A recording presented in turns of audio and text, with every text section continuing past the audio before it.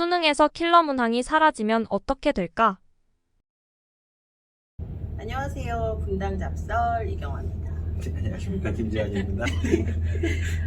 지난 한 주는 정말 뜨거운 한 주였어요. 그쵸. 날씨도 뜨겁고 역대급. 뉴스도 많았고요. 네, 뉴스도 많았고 고3 학부모님들이 아주 놀랍고 불안하고 그런 상황이실 텐데요. 이게 고3뿐만 아닌 것 같아요. 지금 현재 고2고 고1 중학생 학부모님들까지 이게 어떤 변화인지를 잘 모르시는 것 같더라고요. 그러니까 어떤 얘기냐면 이제 저희 수능에서 주로 그 1등급대를 갈랐던 킬러 문항, 항상 킬러 문항을 풀 수 있으면 너는 1등급, 중킬러는 2등급 이런 식으로 갈랐었는데 킬러 문항이 이제 수능에서는 출제를 금지하겠다라는 발표가 나왔죠. 그러면은 이제 과연 킬러 문항이 지금까지는 계속 존재했었는데 이게 사라지면 어떤 일이 벌어질까? 사실 고3 학부모님들은 대충은 아세요. 당황스러우실 뿐이지 대충은 아시지만 고1 중학교 학부모님들은 이게 무슨 우리한테 무슨 영향이 있지? 수능에서 킬러 문항 빠지면 좋은 거 아니야? 뭐 이렇게 생각하시는 분들도 있어서 제가 선생님께 과연 수능에서 킬러 문항이 빠지면 어떤 일이 벌어질까? 이걸 좀 여쭤보고 싶어서 오늘은 이 주제를 잡아봤습니다. 일단은 킬러 문항이 사라지면 어떤 일이 벌어질까요? 킬러 문항이 사라진다를 얘기하기 전에 네. 킬러 문항 때문에 어떤 일이 벌어지는가? 네. 이거를 먼저 설명하는 게 먼저 맞을 것 같은데, 먼저 수학 같은 경우에 킬러 문항이 한 두 문제에서 많이 출제되면 세 문제까지도 출제가 돼요. 현재 그게 보통 4점짜리이기 때문에 그걸 다 틀리면 88점이 되잖아요. 그렇게 됐을 때 지금 뭐 미적이나 확통이나 그런 경우 모두에다 88점이면 거의 다 1등급이 컷선이에요. 1등 킬러 문제를 다 틀리더라도 1등급은 나오는데 불안한 1등급이 되는 거죠. 그렇기 때문에 좀 뭐라고 해야 되나, 그 상위권에서는 이 킬러 문항을 한 문제라도 더 맞추기 위해서 경쟁이 붙은 거죠. 그 한 문제를 맞추느냐, 두 문제 아니면 다 맞추느냐에 따라서 정답률이 떨어지기 때문에 본인이 그 과목에서 얻을 수 있는 표준 점수가 고득점이 돼버리는 거죠. 그래서 정말 정답률이 떨어지는 경우엔 그 세 문제를 다 맞추고 100점이 나왔을 경우에는 기본적으로 한 150에서 160점 정도의 표점이 나오는 거죠. 그런데 1등급일 때 일반적인 수학의 표점이라고 하는 게 한 140선에서 왔다 갔다 하니까 거기에서 의대 같은 경우에는 1점 차이로 당락이 결정되기 맞아요. 때문에 그래서 이런 것들을 더 많이 만든 게 학생들이 원하는 목표가 돼버린 거죠. 그렇게 돼서 좀 이 킬러 문항이라고 하는 게 지금 현재에서는 단순히 1등급을 가르는 문제라기보다 1등급 내에서 석차를 결정하는 정도라고 생각을 하시면 되거든요. 그래서 더 정확하게 얘기하면 저희 애들 같은 경우에 상담할 때도 정말 1등급이 목표인 경우에는 킬러 문제 다 틀리라고 얘기를 해요. 그러고 그래도 1등급이 나오니까 나머지 문제의 정확도를 높이는 게 어때? 라고 했는데 이제는 이게 전략이 바뀌어야 되는 상황이라는 거죠. 그래서 좀 뭐라고 해야 돼? 지금 현재 이런 것들 때문에 여러 가지들이 예상이 되는 것들 중에서 가장 많이 나오는 게 지난주 일요일이 이걸 발표하고 나서 첫 학원 주말 강의였잖아요. 그래서 일요일날 네, 학원에서 교재를 새롭게 제작을 해서 뿌렸대요. 중킬러 문항. 그쵸. 중킬러 문항 중심으로 해서 새롭게 교재를 편찬해서 다 나눠줬다고 하더라고요. 학원가는 진짜 빨라요. 진짜 빠르더라고요. 그런데 그 킬러만 있는 게 아니라 다음 개념으로 중킬러라고 하는 개념이 있어요. 그래서 맞아요. 중킬러가 그게 그 중킬러에 해당되는 문제가 4점도 있고 3점도 존재하기도 하거든요. 그래서 그런 것들은 정말 성실하게 준비하면 패턴이 익숙하면 좀 맞출 가능성이 높아지는 문제를 중킬러라고 하거든요. 그러니까 처음 봤을 때는 좀 어렵지만 해보면 극복이 가능한 그런 거죠. 그래서 킬러라고 하는 건 정말 그 과목에 대한 정말 그 뛰어난 능력, 스마트함이라고 하는 것들을 가진 사람들이 조금 유리한 영역, 중킬러라고 하게 되면 그런 스마트함이 없더라도 성실함으로 충분히 극복할 수 있는 영역으로 좀 구분이 돼 있었는데 그런 것들이 이제는 성실함만으로 평가받게 되는 형상이 펼쳐지겠죠. 그러면은 선생님 말씀 지금 듣다 보면 결국은 이게 킬러 문항이 사라지면 이거는 그냥 상위권, 최상위권 의대를 가려는 그 학생들만의 문제가 벌어지는 거예요. 그들만의 문제인 거예요. 근데 그런 애들이 이젠 그 월등히 앞선 점수 때에 있었는데 네. 이제 그런 애들이 나와 비슷한 점수로 밀려 내려올 수도 있다는 것 때문에 살짝 두려운 거는 있을 수 있겠죠. 그런데 그런 현상이 나타날 때 좀 양쪽 방향일 것 같아요. 그런 스마트함으로 시험을 봤던 애들 중에는 일부는 성실함은 부족한 애들이 있거든요. 그렇죠. 그런 애들은 중킬러에서 간혹 실수가 나오거든요. 그런 것들 때문에 조금 뭔가 그 무리에서 더 내려가 버리는 현상. 그렇지만 그런 것까지 버틴 사람들은 나와 경쟁자가 많아지는 그런 현상도 연출될 수는 있죠. 그렇게 따져보면 이제 그 흔히들 그 얘기 많이 하잖아요. 고3이 재수생, 졸업생들보다 수능에서 점수가 나쁘게 나오는 이유 중에 하나가 첫 시험이라는 것 때문이잖아요. 근데 예전에는 어찌됐건 이게 성적대별이 좀 길게 그 구간이 좀 넓을 때는 내가 여기서 좀 실수를 해도 내려가는 폭이 좁았는데 선생님 말씀대로 이해를 하면 여기가 이제 조밀조밀해지는 거잖아요. 네, 그쵸, 그래서 이쪽이. 여기서 한 문제를 내가 떨어가지고 정말 실수를 해서 그걸 잘못했어. 그러면 이게 쭉 떨어질 수도 있다는 얘기.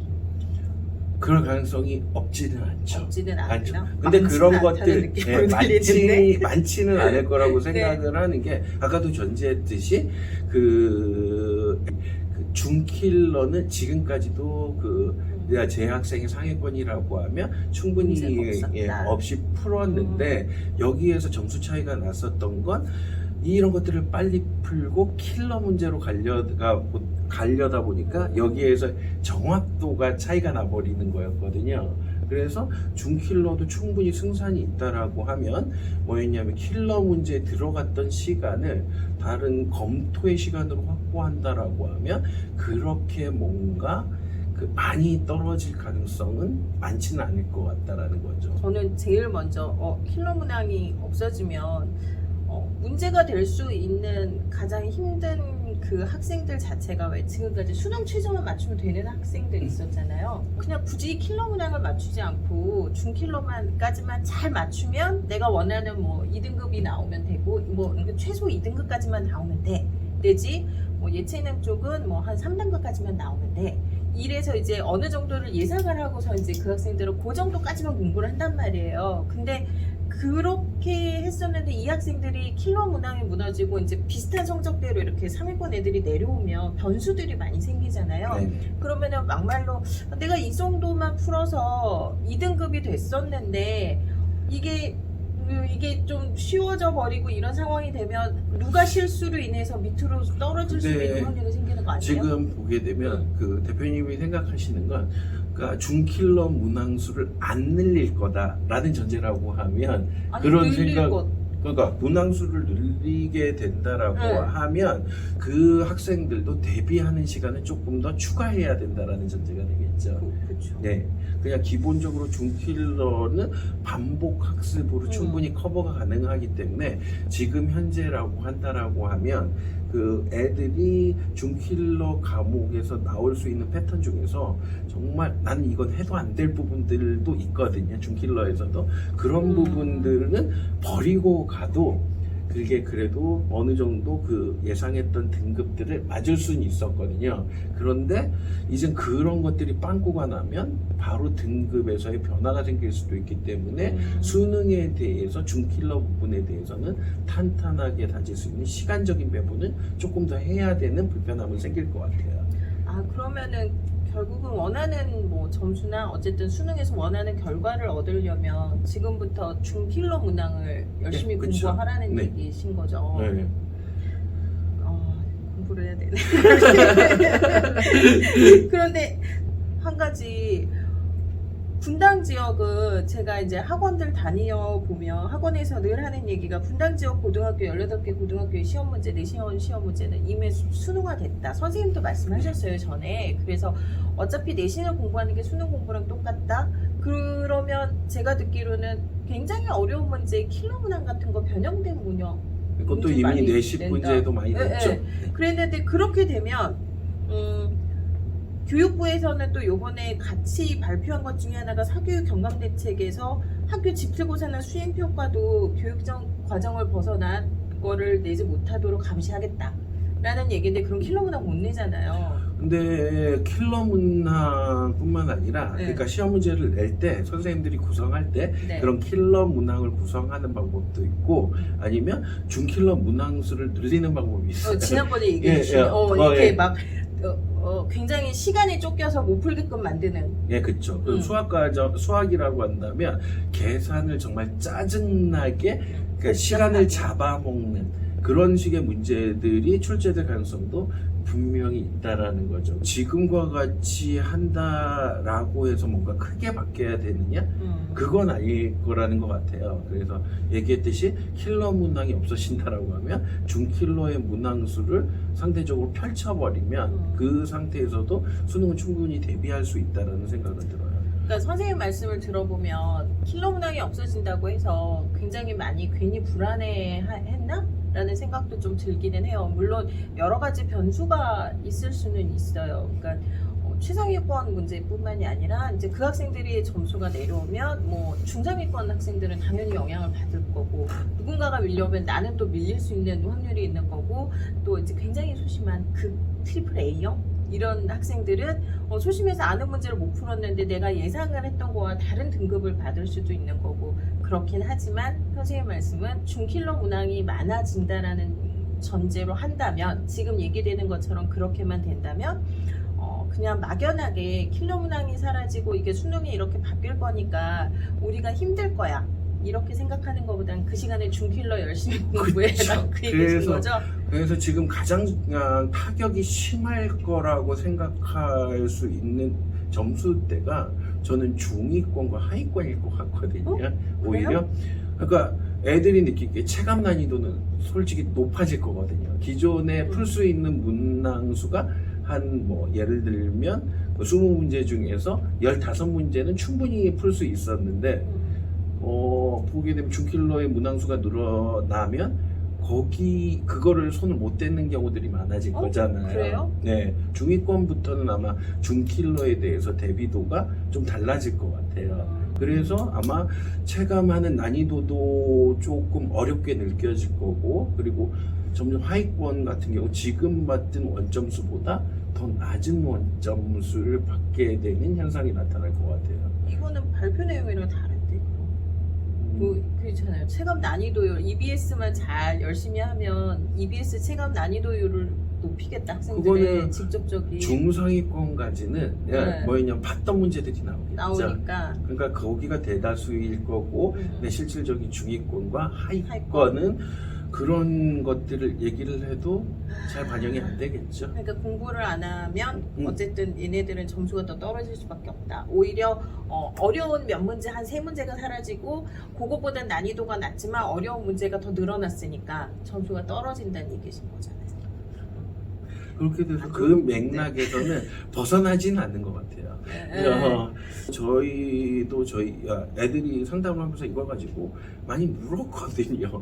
그렇게 돼서 중킬러가 줄어들면 그 극단적인 예로 보게 되면 저희는 2과목을 잘 안 보잖아요. 그쵸. 그러니까 그렇게 되는데 요번에 6월 모의고사가 끝나고 나서 화2가 만점이 표점이 98점이 나왔거든요. 엄청 높게 나왔어요. 네, 엄청 높게 나와서 그러면 킬러 문제가 없으면 제가 만점을 받아서 98이라는 가능성은 여전히 남아있으니까 한번 여기 뛰어들어 볼까요? 라고 하는 얘기를 하더라고요. 근데 그게 되게 처음에는 그냥 쓸데없는 얘기 하지 말고 지금 하던 거나 해 라고를 했는데 오히려 저희 학교 같은 경우는 정말 의대만을 원하는 상위 소수에 해당되는 애보다는 그 밑에 해당되는 애들이 많기 때문에 그런 애들이라고 하면 기본적으로 성실함은 어느 정도 있는 애들이거든요. 그렇게 되면 한번 정말 그런 것들을 잘 파서하면 기회가 될 수 있다라고 생각을 했거든요. 그래서 역으로 생각하시는 네, 거예요? 그렇게 돼서 애들한테 지금 우리 호재인데 왜 이렇게 방황하고 있어? 네 해야 될 걸 열심히 하고 있으면 그게 네가 의학계열 턱걸이라고 생각했던 점수가 정말 의학계열 어디든 골라갈 수 있는 성적으로 바뀌어서 나올 수도 있으니까 조금 네 할 것만 열심히 하고 있으면 돼 라고 얘기하고 있거든요. 네, 선생님의 전제는 언제나 늘 열심히 해. 이것만 열심히 한다는 하면 전제. 예. 열심히 한다면 충분히 커버가 가능하고 그냥 막연하게 뭐가 사라진다고 뭐가 바뀐다고 해서 너무 불안해하지 말라. 선생님 네. 말씀은 그건 거죠. 그러니까 변별도를 내는 방법은 분명히 존재하거든요. 음. 단순히 좀 좋은 방법이 정말 가장 간단한 방법이 킬러 문항을 내서 시간을 잡아먹고 실수를 유발하는 전략이잖아요. 그 다음 전략으로 할 수 있는 게 동일한 시간대에서 풀 수 있는 문항수를 늘려버리는 거잖아요. 그러니까 그게 각각의 방법들은 있는데 예전에는 그 킬러 문항을 썼다라고 하면 아마 문항수를 늘리는 방법으로 가지 않을까라는 생각을 하고 있어요. 네. 근데 단점은 하나는 있을 것 같아요. 그러니까 지금 저희 학군질 같은 경우는 논술 전형도 꽤 많이 준비를 했잖아요. 분당은 논술 전형. 근데 지금까지 내신도 킬러 문제들을 좀 많이 배치하고 수능도 킬러 문제를 꾸준히 내왔기 때문에 그런 수능 준비를 하는 게 그런 문제를 활용한 논술 시험에도 유리했었거든요. 그런데 지금 그게 배제된다라고 한다라고 하면 논술을 준비하는 학생들한테서는 이거를 위해서 또 다른 문제를 풀어야 되는 추가 시간이 공부를 해야 되는 시간이 필요하다는 그쵸. 거구나. 그렇게 되면 정시하고 논술은 한 세트처럼 움직이잖아요. 네. 이 학생들한테는 학습 시간이 더 필요하다라는 두 배로 써야 된다. 네, 네, 기존에는 이렇게 흡수되는 부분이 많아서 논술을 조금 늦게 해도 됐었지만 이제는 논술을 좀 고려한다면 논술에 필요한 문제들을 좀 미리 좀 풀어야 된다는 얘기신 거예요. 네네네. 따로 시간을 투자해야 될 것 같다라고 얘기를 하고 있어요. 수능에서 킬러 문항은 사라지면 어쨌든 기회가 될 수 있습니다. 중킬러 문항을 열심히 공부하시면 된다고 하지